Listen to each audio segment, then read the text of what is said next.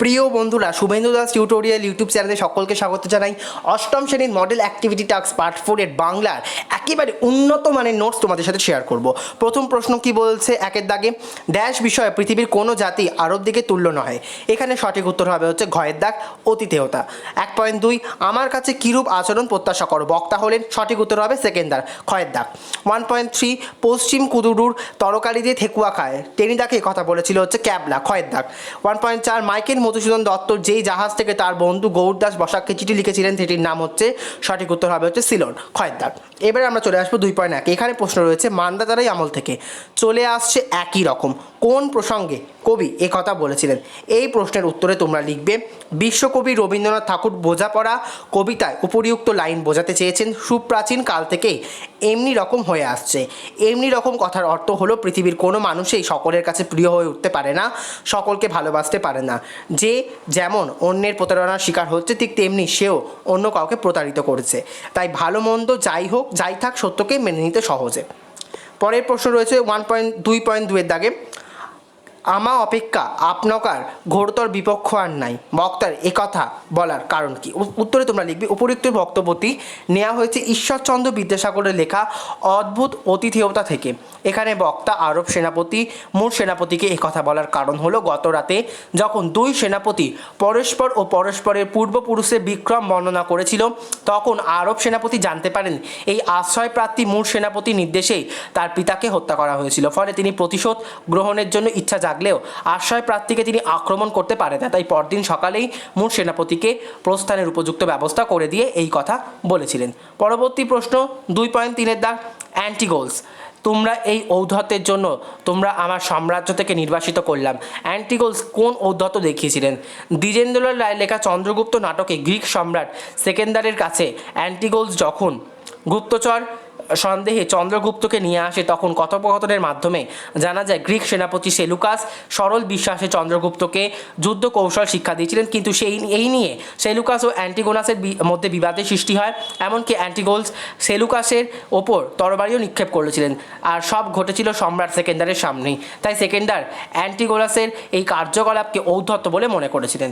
পরবর্তী প্রশ্ন 2.4 তোমার মতো উল্লুকের সঙ্গে পিকনিকের আলোচনা ঝকমারি কোন কথা প্রসঙ্গে তিনি এমন মন্তব্য করেছিলেন? নারায়ণ গঙ্গোপাধ্যায়ের লেখা বনভোজনের ব্যাপারে গল্পে আয়োজিত পিকনিকের দলের দলপতি ছিলেন টেনিদা। পিকনিকের মেনু তৈরি করতে গিয়ে বেশ আলোচনা হচ্ছিল পোলাও, ডিমের ডালনা, রুই মাছের কালিয়া, মাংসের কোরমা, মশলাদা দোসে, স্বামী কাবাব প্রভৃতি সুস্বাদু খাবার। কিন্তু হঠাৎ করে এই সুস্বাদু মেনুর সঙ্গে কতক জুড়ে দিয়েছিলেন আলু ভাজা, শুক্তো এবং বাটি চচ্চড়ি। ক্যাবলা জুড়ে দিয়েছিল কুর্দুর তরকারি দিয়ে ঠেকুয়া। এত স্বাদের খাবারের মধ্যে এই বিষাদ খাবারগুলো টেনিদার মাথা গরম করে দেয়, ফলে তিনি উপযুক্ত মন্তব্যটি করেছিলেন। পরবর্তী প্রশ্ন 2.5 দাগ কৌতূহলী দুই চোখ মেলে অবাক দৃষ্টিতে দেখে, চড়ুই পাখির চোখে কৌতূহল কেন? কবি তারাপদ রায়ের লেখা একটি চড়ুই পাখি কবিতায় চড়ুইটির চোখে কৌতূহল থাকার অন্যতম কারণ হলো কবির বাড়ির নির্জনতা। সাধারণত প্রত্যেক বাড়িতে একাধিক মানুষ থাকে, একজন বাইরে বেরিয়ে গেলে অপরজন সেই বাড়ি দেখাশোনা করে, কিন্তু কবি কল্পনা করেন যে তিনি চলে গেলে চড়ুইটি ভাবে এই বাড়ি জানলা, দোর, টেবিলে, ফুলদানি, বই খাতা সবই তার হয়ে যাবে। এবার আমরা চলে আসবো পরবর্তী দাগের প্রশ্ন 3.1 নম্বর দাগে রয়েছে যে প্রশ্নগুলো। সবুজ জামা কবিতার ভাববস্তু আলোচনা করো। প্রথম উত্তর লিখবে তোমরা কবি বীরেন্দ্র চট্টোপাধ্যায় সবুজ জামা কবিতা এক সহজ সরল প্রকৃতিপ্রেমী শিশুর কথা তুলে ধরেছেন। তার নাম তোতাই। তোতাই স্কুলে গিয়ে নির্দিষ্ট গণ্ডির মধ্যে আবদ্ধ থেকে পড়াশোনা করবে না, সে প্রকৃতিতে ঘুরে বেড়াতে চায়, মুক্ত থাকতে চায়, দাদুর মতো চোখে চশমা দিয়ে জগৎকে দেখতে চায় না। সভ্যতার নকল মুখোশ খুলে সে যা কিছু সহজ স্বাভাবিক তাকে সেভাবেই পেতে চায়। তাই সে গাছের মতো সবুজ জামা পছন্দ করে যেখানে কত পাখি প্রজাপতি এসে বসবে। হঠাৎই এই কবিতার সভ্যতার জটিলতা ছেড়ে সহজ সরল ও প্রাকৃতিকভাবেই বাঁচার কথা বলা হয়েছে।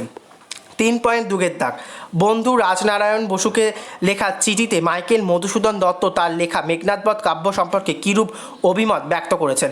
লেখক মধুসূদন দত্তের লেখা 3টি চিঠির মধ্যে একটি চিঠি লেখা হয়েছিল বিশিষ্ট বিদ্যানুরাগী রাজনারায়ণ বসুকে। তিনি লেখেন মেঘনাদবধ কাব্য সম্পর্কে জানিয়েছিলেন। তিনি বলেছিলেন তিনি 750 লাইনে কাব্যের 6ষ্ঠ স্বর্গ শেষ করেছেন। মেঘনাদের মৃত্যুর মধ্যে দিয়ে এই স্বর্গ শেষ হয়েছে। মেঘনাদকে মারতে লেখকের অনেক কষ্ট হয়েছে, এমনকি তিনি কান্নাও করেছেন।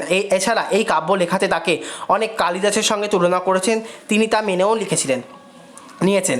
তবে মিল্টনকে তিনি উঁচু মাপের লেখক বলে অভিহিত করেছেন আর বলেছেন অনেক হিন্দু মহিলা এই কাব্য পড়ে কেঁদে ফেলেছেন। তাই রাজনারায়ণ বসু মহাশয় যেন নিজ স্ত্রীকে কাব্যটি পড়ার সুযোগ করে দেয়। পরবর্তী প্রশ্ন 3.3 দাগ, পরবাসী কবিতার শেষ 4টি পঙ্ক্তিতে কবির প্রশ্নবাচক বাক্য ব্যবহার করা তাৎপর্য বিশ্লেষণ করো। উত্তরে তোমরা লিখবে, কবি বিষ্ণু দে পরবাসী কবিতা এই সুন্দর বনজঙ্গল প্রাকৃতিক পরিবেশে যেমন বর্ণনা করেছেন, ঠিক তেমনি শেষের পঙ্ক্তি 4টি লাইনে তিনি নিজ মন থেকে একাধিক প্রশ্ন রেখেছেন। তিনি গর্জে উঠেছেন, সারা দেশ জুড়ে বিশ্বজুড়ে এত বন জঙ্গল সবুজ বনাঞ্চল ধ্বংস করে ফেলা হয়েছে, এর বিরুদ্ধে মানুষ রুখে দাঁড়াচ্ছে না কেন? তাদের এত মৌনতা কিসের, কী কারণে? প্রকৃতি কি কেউ সম্মান করে না? গাছপালা সবুজ বন ফলনের কি কোনো মূল্য নেই? তাদের কেনই বা এত গৌণ মনে করা হয়? মানুষ বাসস্থান নির্মাণের আশায় এক স্থান থেকে অন্য স্থানে ঘুরে বেড়ায়। পরবর্তী প্রশ্নটা রয়েছে, কিন্তু এই রাত্রির কথা আমার ভালোভাবেই মনে আছে। পথ চলতি রচনাংশে অনুসরণে লেখককে সেই রাতের অভিজ্ঞতা বিবরণ দাও। ভাষাবিদ সুনীতি কুমার চট্টোপাধ্যায় লেখা পথ চলতি প্রবন্ধে তিনি বর্ণনা করেছেন কিভাবে গয়া থেকে কলকাতা পর্যন্ত একটা পাঠান যাত্রী ট্রেনের বগিতে বেশ গল্পগুজবে বন্ধুত্বের সঙ্গে ভ্রমণ করেছিল। ওই বগিতে যে 15টা ছিল তার মধ্যে পাঠানরা ছিল, তার ছিল ইংরেজ দখলকৃত আফগানিস্তানের মানুষ, তাই ফার্সি ভাষা জানতো না, তারা ছিল পঞ্জুভাষী। লেখক প্রথমে বলেন পশুতু ভাষায় বিখ্যাত কবি খুস হালখা ঘটক সম্পর্কে।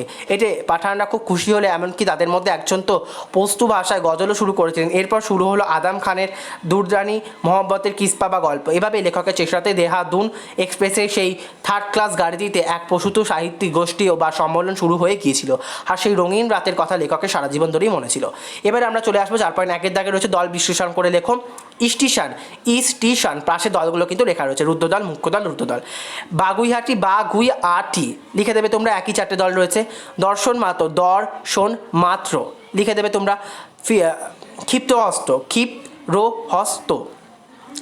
অদ্ভুত করম অদ্ভুত রকম। পরে রয়েছে 4.2 উদাহরণ দাও।